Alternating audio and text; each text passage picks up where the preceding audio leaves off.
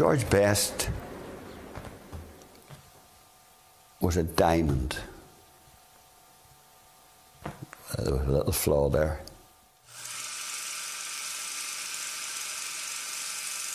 Right from the start, people, I think, knew that George had got something a bit special about him. He was such an unbelievably gifted player.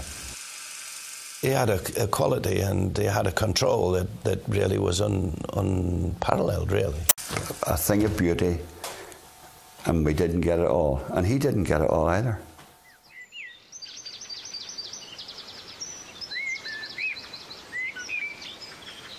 I know that at the end of it all, that people will remember me, first and foremost, for what I could do on the field.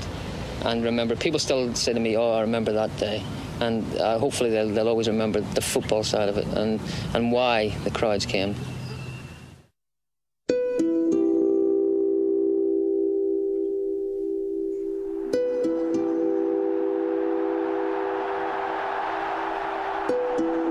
It was like the passage of a shooting star.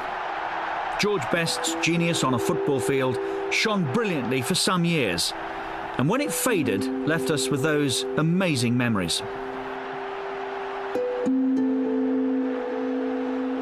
I had been at the top as a player, and I was playing in a five-a-side with small goals against a bunch of young kids, 15 years of age. And this kid came up and put the ball past me, and I didn't know what had happened. And I thought, you've slipped a bit. And he did it again. I didn't know at the time, but he's thinking, you know, this cheeky little kid, you know, I'll get him next time. Anyway, it happened 2 or 3 times. And he did it the third time, and I said, son, you do that again, I'll break your neck. If I hadn't been Irish, I think he'd have probably buried me then and there. And he talked about it in later years. And it was, I mean, to me, it was a great compliment. I rang Bertie's bar and told Bertie about a youngster that was playing at United called George Best. And Bertie Peacock put it down in writing. He gave him his first cap against Wales because of the telephone call I'd made. He'd never seen him play.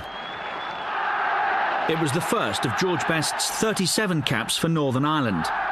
The Manchester United star was fast becoming a hero back home.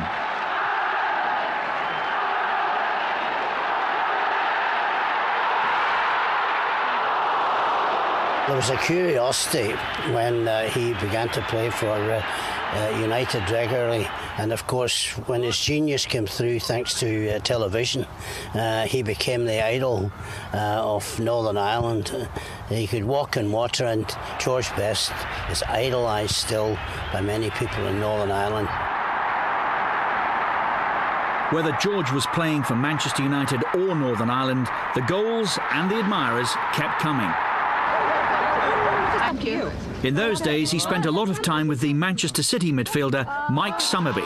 Most of the players at United were married, and most of the players at City were married, so really I'm a single lad in the 60s in Manchester, which was quite amazing, and especially for two people like George, who comes from Belfast and I came from Swindon. You can imagine the 60s in Manchester, it was phenomenal. Football was all he lived for. All this other stuff that was now coming his way, and all the adulation and the girls and things were more or less throwing themselves at him.